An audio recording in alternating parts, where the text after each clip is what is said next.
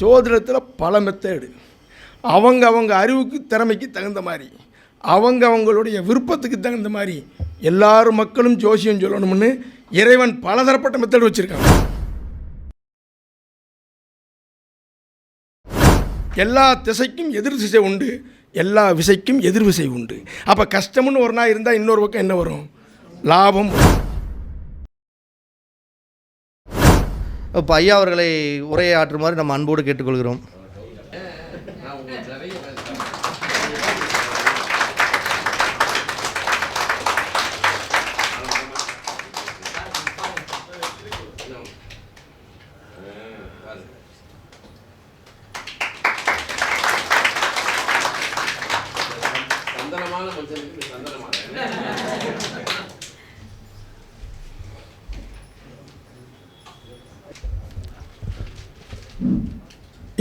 எல்லாருக்கும் வணக்கம். செல்ஃபோன்லாம் சைலண்டில் போட்டுருங்க. நம்ம வந்தாலே குவைட்டாக இருக்கணும், தெரியுமில்ல? ஆமாம், அப்போ தான் நமக்கு நீங்கள் யார் பேசினாலுமே நீங்கள் ஒவ்வொருத்தர்ட்டையும் ஒரு விஷயம் இருக்கும், ஒவ்வொருத்தர்ட்டையும் ஒரு அனுபவம் இருக்கும். இப்போ வாஸ்து எப்படி சொன்னார் பார்த்தீங்களா, அது நம்ம கேட்க கேட்க நம்ம சில விஷயங்கள்லாம் மனசுக்குள்ளே நமக்கு வந்துடும். யார் பேசினாலும் கவனிக்கணும். இறைவன் நேரம் எல்லாம் உள்ளே வாங்க, இடம் இருக்கா? இந்த சைடில் எதுவும் போடுங்க, உட்கார சொல்லுங்க. உள்ளே வாங்க எல்லாம்.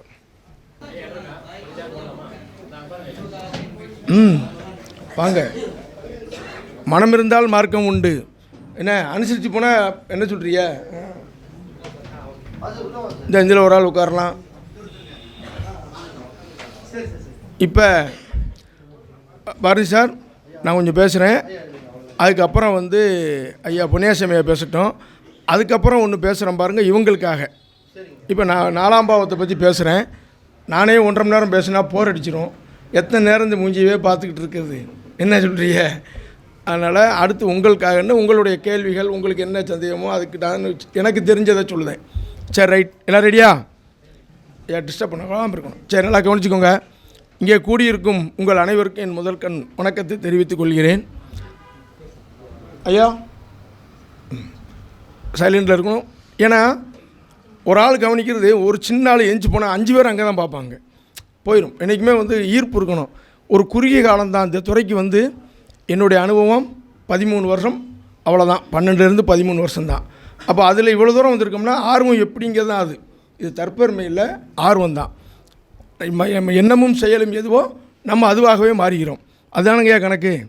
ஆமாம், சரி, நல்லா கவனிச்சுக்கோங்க. இன்றைக்கி 4ஆம் பாவத்தை பற்றி பேசுவோம். இந்த பரம்பேரதி ஐயா வெளியிட்டாரா? அவர் அழகானமா விழா நடத்துறதுக்கு இடம் இல்லையா? சரி, அது காரவ பவன் அஸ்தி. ஏதாவது ஒன்று சொல்லிச்சு சமாளிக்க தெரியணும், சொல்லியா இல்லையா? எது கேட்டாலும் சமாளிப்புங்கிறது லைஃப்பில் ரொம்ப முக்கியம். என்னென்ன சொல்கிறது? ஆமாம், நல்லா கவனிச்சுக்கோங்க. ஆமாம், விழா நடத்துறதுக்கு இடம் இல்லை, காரவ பவன் அஸ்தி. அவ்வளோ நல்லா கவனிச்சுக்கோங்க. நம்ம எப்போவுமே ஜோதிடமாகவே தான் பார்க்கணுங்க. வாஸ்து, எண்கணிதம், ஜோதிடம், இது 3மே ஒன்றோடு ஒன்று தெரிஞ்சது தான். ஒரு ஜோதிடராக இருந்தால் இந்த பையனுக்கு பேர் வச்சு கொடுங்கன்னா அது பேர் வைக்க தெரியணும். ஐயா எங்கள் வீடு பாருங்கள், எங்கள் கம்பெனியை பாருங்கள். ஏன்னா நீங்கள் பார்த்து ஒரு வார்த்தை சொன்னால் அவங்களுக்கு ஒரு சந்தோஷம். ஐயா அதுதானே, புரியுதா? நமக்கு என்ன தெரியும்? நமக்கு தெரியுமோ தெரியாதோ, நல்லா இருக்குன்னு சொல்லிட்டு அவங்களுக்கு என்னது? ஒரு சந்தோஷம். ஐயா நான் பேசுறது கேட்குதா? சரி. அப்போ அது தெரிஞ்சிருக்கணும் கொஞ்சமாவது. ஐயா சொன்னார் பார்த்தீங்களா, கிழக்க ஈசானியம் நல்லா இருக்கணும், அக்னி மூலையில் உங்களுக்கு கிச்சன் இருக்கணும், தென்மேற்கு மூலையில் அந்த கட்டில் படுக்கையறை, வடமேற்கில் டாய்லெட் இருக்கணுங்கிறது. இதுதான் இன்றைக்கி மெயினானது. இது ஓகே தான். இது தெரிஞ்சால் பாதி கிணறு தாண்டின மாதிரி. எத்தனை மாதிரி? பாதி கிணறு தாண்டினால் உள்ளதானே விழணும். என்னையா பாதி கிணறு தாண்டிட்டோம்மா, அப்பவும் எங்கே விழணும்? புரியுதா? என்றைக்கு இந்த முக்கால் கிணறு பாதி கிணறு தாண்டுற வேலையே இருக்கக்கூடாது. தீர்வு நிரந்தரமாக இருக்கணும். எப்படி இருக்கணும்? தற்காலிக முடிவு என்றைக்குமே நினைச்சாது, அப்புறம் மறுபடியும் நிற்கும், அது இருந்துகிட்டே இருக்கும். அப்போ தெளிவாக தெரிகிறதுக்கு அந்த மணியடி சாஸ்திரம், அந்த அளவுகள் அதுவும் வந்துருச்சுன்னா இங்கே தெளிவாயிடும். அப்போ மணியடி சாஸ்திரம், எண்கணிதம், அதுக்கப்புறம் பார்த்திங்கன்னா உங்களுக்கு ஜோதிடம், இது 3மே ஒன்றோட ஒன்று தெளிவாக தெரிஞ்சுக்கணும். அதில் எது உங்களுக்கு ரொம்ப இன்வால்மெண்ட்டாக இருக்கோ அதில் டீப்பாக போய் அதிலேயே நீங்கள் என்ன செய்யணும், பயணிக்கணும். ஐயா புரிஞ்சுதாங்கய்யா? இப்போ ஒரு பரணி பாரதி சார் வந்து இந்த மனையடி சாஸ்திரத்தில் வந்து ஒரு நல்ல ஒரு ஆர்வமும் அதை ரசித்து செய்கிறார். என்னுடைய வீடு அவர் தான் சரி பண்ணி கொடுத்தார். நான் பல மேடைகளில் சொல்லியிருக்கேன். என்னுடைய நண்பர் ஒரு 2 நபர்களுக்கு அவர் அறிமுகப்படுத்தினேன். அவங்களுக்கு அதை சிறப்பாக செஞ்சு கொடுத்தாரு. எங்கள் ரிலேட்டிவ் வீடுகளுக்கும் எங்களுடைய ரிலேஷன் வீடுகளுக்கும் அவர் தான். அப்போ முதல்ல ஒரு அளவு போட்டு கொடுத்தாரு. அது எங்களுக்கு திருப்தியாக இல்லை. அப்புறம் அவர்கிட்ட சொன்ன உடனே பரவாயில்ல இன்னொன்று போட்டு தரேன்னார். ஐயா 2வது போட்டது நல்லா இருக்குது, அவங்களுக்கு எது விருப்பமோ அத்தனை மாடல் போட்டு தரேன் அப்படின்னு அது இடத்துக்கு தகுந்த மாதிரி டக்குன்னு அவர் நம்ம விருப்பத்துக்கு தகுந்த மாதிரி போட்டு அதை அழகாக வடிவமைச்சு ஃபினிஷிங்கான ஒன்று ரொம்ப நல்லா இருந்துச்சு. அது அவர் அது விரும்பி பெரிய அளவில் கட்டணமும் கிடையாது, கட்டணமும் ஓரளவுக்கு ஆவரேஜ் தான். அதை விரும்பி அதை ரசித்து செய்கிற ஒரு விஷயத்தை நான் அவர்கிட்ட ரொம்ப விரும்புவேன். நான் அவரை வந்து விரும்புவேன். இது மாதிரி மனையடி சாஸ்திரம் பார்க்குறவங்க நிறைய பேர் இருக்கலாம். எனக்கு தெரிஞ்சதுனால அதை சொல்கிறேன். நான் சொல்லப்படுதா தெரிஞ்சதை நம்ம சொல்லணும்ல. அப்போ என்றைக்குமே திறமையான ஆளுகளை மதித்தா நாம் உண்மையான கலைஞன். வளர்ந்து வரக்கூடிய ஜோதிடர்களையும் நம்ம ஊக்கப்படுத்தணும். நமக்கு மட்டும் 4 விஷயம் தெரிஞ்ச உடனே வளர்ந்து பார்த்தியா, நாங்கள் படிக்கும்போது என்ன சொல்லுவாங்க, பார்த்தியா நவாம்ச லக்னம் எங்கே இருக்குது அப்படி நான் அப்படி பார்ப்பேன். துலாமியா இன்னும் இவ்வளோ நேரம் ஆகுதுமா, அப்போ தான் நான் சேர்ந்துருப்பேன்.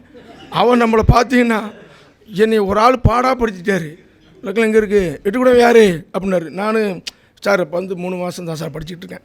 யார் எட்டு கூடவேன் அப்படிங்காரு. நான் 5 வருஷம் ஃபீல்டில் இருக்கேன். நான் ஒன்றே வந்து 1 2 3 4 5 6 சொல்லிட்டு இருக்கேன். இந்நேரம் சொல்லி முடிச்சிடுவேன் நான் அப்படின்னாரு. சரியா, நான் புதுசாக வாரேன்னு சொல்கிறேன். அவர் ரேக்கிங் பண்ணுற மாதிரி பண்ணிக்கிட்டு இருக்காரு.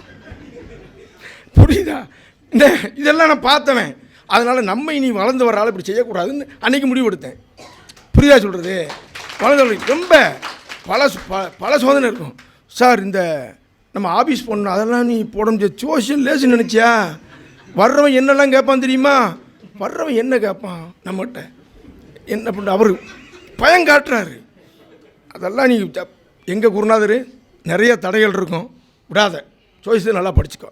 தடைகள் நிறையா இருக்கும், விடாமல் படி. எல்லாருக்கும் ஜோதிடம் வரும்.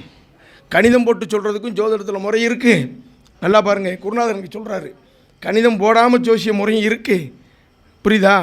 கிரகங்களை மட்டுமே வச்சு சொல்கிற முறை இருக்குது, பிரசன்னம் இருக்குது. ஜோதிடத்தில் பல மெத்தேடு.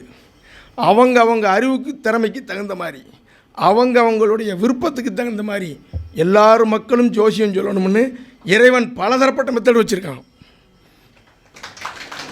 எல்லாருமே சொல்லணும். ஆனால் 12 ராசி நல்லா பார்த்துக்குங்க. 12 ராசி, 27 நட்சத்திரம், 9 கிரகம். இது வந்து காமன். இது வந்து என்னது? இந்த நட்சத்திரத்துக்கான குணம் என்ன? ஐயா வாங்க புண்ணியசுமி.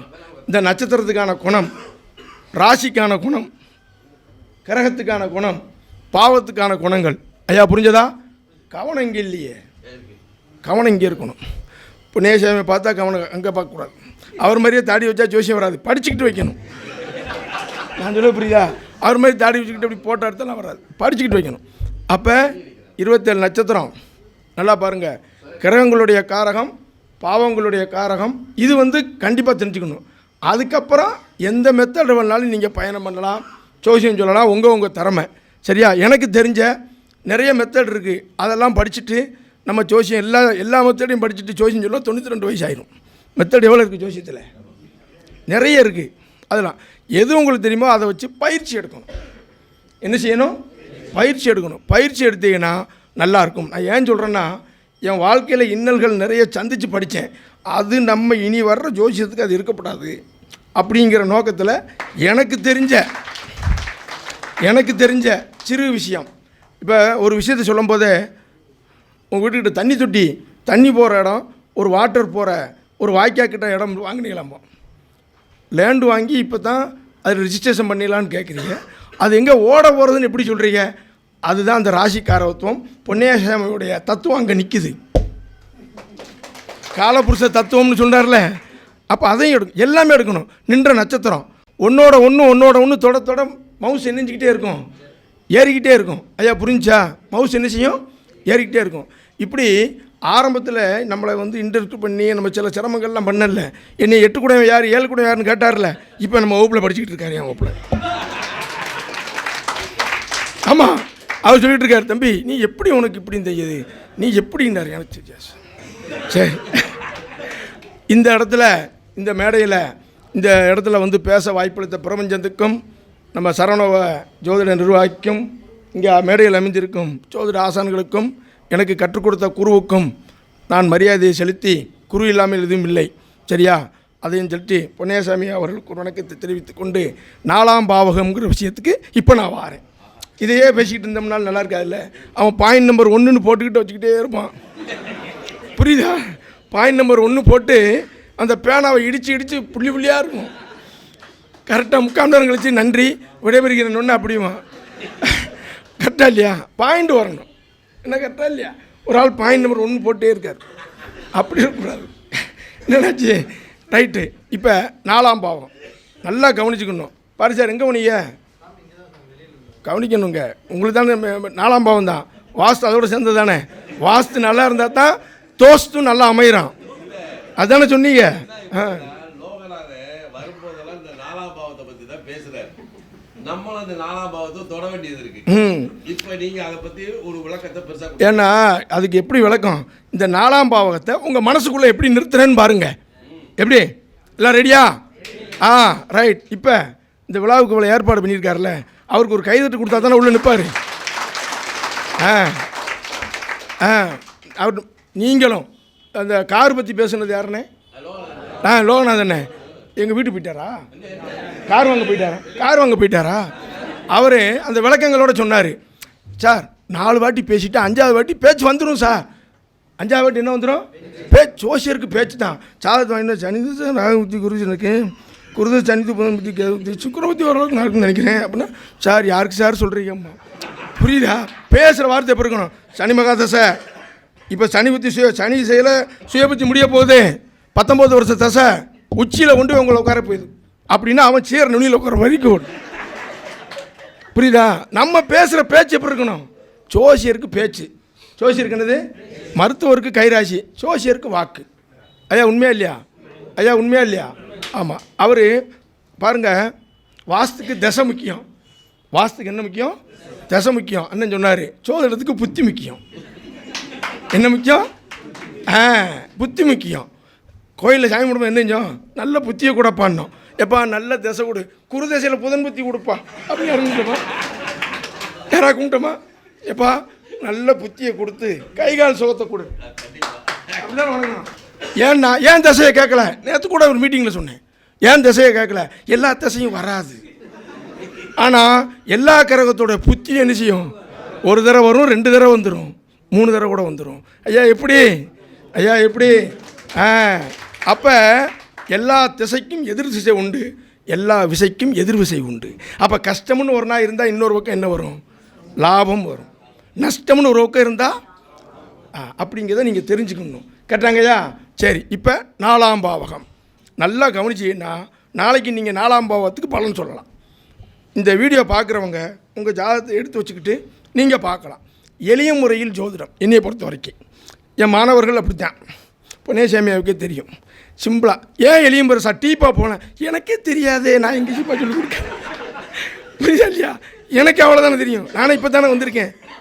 நானே எல்கேஜி வாத்தியார் உள்ளே வந்திருக்கேன். ரொம்ப தெளிவாக கேட்டால் ஒரு 5 வருஷம் பொறுங்க படிச்சுட்டு சொல்கிறேன். இது எப்படி இருக்குது அப்படின்றது தெரிஞ்சதை சொல்லணும், தெரியாது நெஞ்சுக்கணும், தெரியலன்னு சொல்லிடணும். சரி, 4ஆம் பாவகம் நல்லா பாருங்கள். மனசு நல்லா பார்த்துக்கணும். 4ஆம் பாவம்ன்றது மனசு. அப்போ இந்த இடத்துல என்ன நினைக்கும்னா கிரக காரத்துவத்தை மைண்டில் கொண்டு வந்துடணும். அப்போ 4ல் இருக்க கிரகம் தான் அவருக்கு மனசுக்குள்ளே என்ன இருக்கும்? ஓடிக்கிட்டு இருக்கும். இதை நீங்கள் புரிஞ்சுக்கிட்டீங்கன்னா பலன் தப்பு. காரத்துவத்தை எழுதி வச்சுக்கணும். இப்படி ஜாதகத்தை வச்சுக்கணும். ஒரு ஆள் எங்கள் நண்பர் என்கிட்ட படித்தவர் கீழே கம்ப்யூட்டர் ஆன் பண்ணிக்கிடுவார். பார்த்துட்டு கீழே பார்த்து, சாமி ஜாதகம் இங்கே இருக்குது, கீழே பார்த்துக்கிட்டே சொல்கிறீங்களா? நோட்டை விரிச்சு வச்சுருக்காரு. சாமி அதை வச்சே 10 பாயிண்ட் அடித்தேன் சாமின்னாரு. புரியுதா இல்லையா? சார் முதல்ல அப்படி தான் வரணும். முதல்ல வந்து நம்ம பிறந்த உடனே அம்மா அப்பா பேசிட்டோமா? சொல்லுங்கள், பிறந்த குழந்தை அம்மா வெரி குட், அம்மா நல்லா இருக்கியான்னு கேட்டால் அந்த பிள்ளைய வளர்ப்பீங்களா? என்னடா பிறந்த அன்னைக்கே பேசிருச்சு, இது பிள்ளையா என்னது நான் சொல்ல புரியுதா? அப்போ படிப்படியாக தான் என்ன செய்யணும், வரணும். அப்படி சொல்லியே டெவலப் ஆகிட்டார் அந்த ஜோசியர். நல்லா பார்த்துக்கோங்க. அப்போ 4ஆம் பாவங்கிறது மனசுன்ட்டோம்.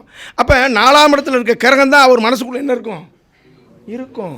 4ல் சூரியன் அப்படின்னா அவர் என்னப்பார், கௌரவமாக இருக்கணும், நமக்கு எங்கேயும் முதலிடம் இருக்கணும், நம்மளை வான்னு முதல்ல கேட்கணும், இல்லைன்னா போகக்கூடாது, வீடு கட்டினா யாரும் நம்ம வீட்டுக்கிட்ட வரக்கூடாது, அந்தளவுக்கு இருக்கணும், நம்ம தான் உயர்ந்ததாக இருக்கணும். அந்த மனசு பூரா என்ன ஆதிக்கத்திலே இருக்கும். அப்போ சூரியன்னா என்னங்கிற காரத்துவத்தை நீங்கள் என்ன செய்யணும், படிச்சுக்கணும். பாருங்கள், ஜோதிடம் எவ்வளோ எளிமையாக இருக்குது. ஒரு கிரகத்துக்கே நீங்கள் சொன்னீங்கன்னா வந்தவர் 2 நாள் இருக்கணும் ஜோசியம் பார்க்குறது. அவ்வளோ விஷயம் இருக்குது. ஆமாம், அவ்வளோ விஷயம் இருக்குது. அப்போ 4ஆம் இடம்ங்கிறது மனசு. அது பாருங்கள், வீடு வண்டி வாகனம்ங்கிறது எந்த பாவங்கய்யா? நல்லா கவனிங்க. இந்த 4ஆம் பாவத்துக்கு மிகப்பெரிய அற்புதம். நமக்கு 4 பேர் வேணும், நம்மளை 4 பேர் மதிக்கணும். எதுக்கு எடுத்தாலும் 4 பேர் வாங்கல, இவங்க தானே அந்த 4 பேர் அப்படிங்கல. எதுக்கும் நமக்கு நம்மளை 4 சனம் மதிக்கணும், நமக்கு 4 பேர் வேணும் அப்படின்னு இந்த 4 தான் வரும். பார்த்துருக்கீங்களா? அப்போ வந்தவங்க சுகமாக இருக்கீங்களான்னு கேட்பாங்க. பார்த்துருக்கீங்களா? சுகஸ்தானம். என்ன ஸ்தானம்? யாரை வேணாலும் சந்திச்சோன்னா, அண்ணாச்சி சுகமாக இருக்கீங்களா, சௌரியமாக இருக்கீங்களான்னு கேட்போமா இல்லையா? ஐயா அப்படி தானே கேட்போம். அண்ணாச்சி எவ்வளோ அமௌண்ட் வச்சுருக்கீங்க, எந்த பேங்கில் அக்கௌண்ட் வச்சுருக்கீங்க, அப்படி யாரும் கேட்போமா? சுகமாக இருக்கீங்களா? அவங்களும் பாருங்கள், இந்த 4ஆம் இடம்ங்கிற சுகஸ்தானம் காலபுருஷ தத்துவத்தில் புண்ணியசமய மெத்தடில் எந்த வீடு, அங்கே யார் உச்சமாகறா? குரு உச்சமாகுது. ஆட்சி வருவது சந்திரன். அப்போ எப்படிப்பட்ட ஆளை கேட்டாலும் அவர் நேற்று தான் ஆஸ்பத்திரியிலேருந்து வெளியே வந்திருப்பார். அவருக்கு நல்லா இருக்கீங்களான்னு கேட்டால் என்ன சொல்லுவார்? நல்லா இருக்கேன் சார், நல்லா இருக்கேன், நேத்தான் குடலில் ஆப்ரேஷன் பண்ணியிருக்கு, நாளைக்கு வந்து கிட்னி மாற்ற வேண்டியிருக்கு, நல்லா இருக்கேன் சார். அந்த வார்த்தை என்ன வரும்? நல்லா இருக்கேன். அப்போ சுகஸ்தானம். ஒருவர் சுகமாக இருப்பீங்களா? சரி, மனம் போல வாழ்க்கை. 4ஆம் இடம் மனசு. என்ன வாழ்க்கை? மனம் போல வாழ்க்கை. உன் மனசு நல்லா இருந்தால் உன் வாழ்க்கை நிச்சயம். எப்படியா? எப்படி? மனம் போல வாழ்க்கை. அப்போ 4ஆம் இடம்ங்கிறது மனசு. அப்போ உன் மனசு எப்படி இருக்கோ அது போல் வாழ்க்கை. போதும் என்ற மனமே பொன் செய்யும் மனம். எனக்கு இது போதும் அப்படின்னு நினச்சிட்டா என்ன வந்துடும்? நான் வந்து எதிர்த்து வீட்டுக்காரன் கார் வாங்கிட்டா நான் வாங்கி ஆகணும், எதிர்த்து வீட்டில் வந்து மாடி வீடு கட்டிட்டுனா நான் வாங்கணும் அப்படின்னு ஆசை வரும்போது தான் நமக்கு என்ன செய்யுது? இலக்கு வேண்டும், ஆனால் அளவுக்கு அதிகமாக போகக்கூடாது. கரெக்டானாச்சு அப்படின்ட்டு. அப்போ 4ஆம் இடம் வீடு, வண்டி, வாகனம், மனசு, கல்வி. 4ஆம் இடம் என்னது? கல்வி. நீங்கள் அடிப்படை கல்வி முடித்து நீங்கள் மேற்கல்விக்கு போகிறீங்கன்னா அந்த எந்த இடம்? 4ஆம் இடம். 4ஆம் இடம் ஒருவருக்கு வந்து இருப்பிடம். என்னது? நீங்கள் இருப்பிடம், வீடு இருக்க தானே இருப்பிடம், எதாவது இருக்க தானே இருப்பிடம். பிறந்து வளர்ந்த இடங்கள். பூர்வீகங்கிறது அப்பா தாத்தா இருந்தது பூர்வீகம். 4ஆம் இடங்கிறது என்னது? இருப்பிடம். நாங்கள் இருக்கிற இருப்பிடம். ஒருவருக்கு 4ஆம் பாவம் வளர்த்துட்டா ஊருக்கு மத்தியில் இருப்பார். எங்கே இருப்பார்? ஆமாம், அவுட்டரில் இடம் வாங்கினாலும் இவர் வாங்குகிற இடத்த சுற்றி வீடுகள் வந்து ஊருக்கு மையமாக ஆயிரும். எப்படி? 4ஆம் இடம் பலமான. 4ஆம் இடம் மார்பு. 4ஆம் இடம் என்னது? உள்ள என்ன இருக்குது? இருதயம். நீங்கள் மெயினாக சென்டரில் ஊருக்கு நடுவில் ஒரு வீடு இருந்தால் நீங்கள் என்ன சொல்லுவீங்க? Heart of the city. நான் இருக்குது இந்த ஊரில் ஹார்ட் ஆஃப் த சிட்டி. இருதயத்து இங்கிலீஷில் என்னது? அப்போ தான் ஊரின் மையப்பகுதி. மனசில் நிற்கா. இது எப்படி இருக்கு? 4ஆம் இடம் தாயா. முதல் வீடு, முதல் நிறுவனமெல்லாம் 4ஆம் இடம். ஒரு இடத்துல ஒரு கம்பெனி இருக்கும், அது பிரான்ச் 10 இடத்துல இருக்கும். இதுதான் மதர் சிட்டிமா, இதுதான் மதர் ஹவுஸ் சொல்லுவாங்கள்ல, இதுதான் மதர் முதல்ல, இதுக்கப்புறம் தான் சிஸ்டர் கன்சர்ன். அப்போ இப்படி நீங்கள் அந்த காரவத்துவத்தை என்ன செய்யணும்? உருவாக்கிட்டே இருக்கணும். சரி, 4ஆம் பாவகம்ங்கிறது வீடுன்ட்டோம், மனைன்ட்டோம், வாகனன்ட்டோம், உங்களுக்கு மனசுன்ட்டோம், சுகம்ட்டோம். அப்போ ஒருவன் சுகமாக இருக்கானா சுகம் கெட்டு போச்சான்னு பார்க்குற இடம் எந்தது? அப்போ அவருக்கு வீடு எப்படி அமையும்? அவருக்கு அந்த வீடு அங்கே இருக்க கிரகத்தை வச்சு எப்படி நம்ம மதியை யூஸ் பண்ணுறது? இப்போ 4ஆம் இடத்துல ஒருத்தருக்கு சனி வந்துருச்சு. அப்போ என்ன சொல்லுவான்? சனி பகவான் 4ல் இருக்கார். தாமதமான மனை அல்லது வீடு மனையினால் அதிருப்தி. இவர் இடத்த இன்னொருத்தன் ஆக்கிரமிச்சிட்டான். கேட்டாங்கய்யா, சொந்த வீடு அமைய லேட்டு, மனசுக்கு பிடிச்சது இல்லை, ஒன்று வாங்கி அனுபவிக்கலை, இப்படி ஒரு குறைன்னு ஒன்று வந்துக்கிட்டு இருக்குமா இல்லையா? அப்போ 4 சனி இருந்தால் வீடே இல்லாமல் போயிடுமா? நல்லா பாருங்கள், அதை எப்படி யுக்தியை கையாளுறது அப்படின்னா, வாடகைக்கு நீங்கள் ஒரு வீடு வாங்கி வாடகைக்கு விட்டீங்கன்னா 4ஆம் இடத்து சனி ஒன்றும் செய்யாது. நிறைய வாடகை வருமானம் வர்றவங்களுக்கு பாருங்கள், 4 சனி, 4க்குடையவனோட சனி, 4ஆம் இடத்துக்கு சனியோடைய தொடர்பு நட்சத்திர சாலத்தில் அது வரும். ஏன் தெரியுமா? 4ஆம் இடத்துல சனி பகவான் என்னுடைய இடத்த இன்னொருத்தன் வந்து இருக்கு.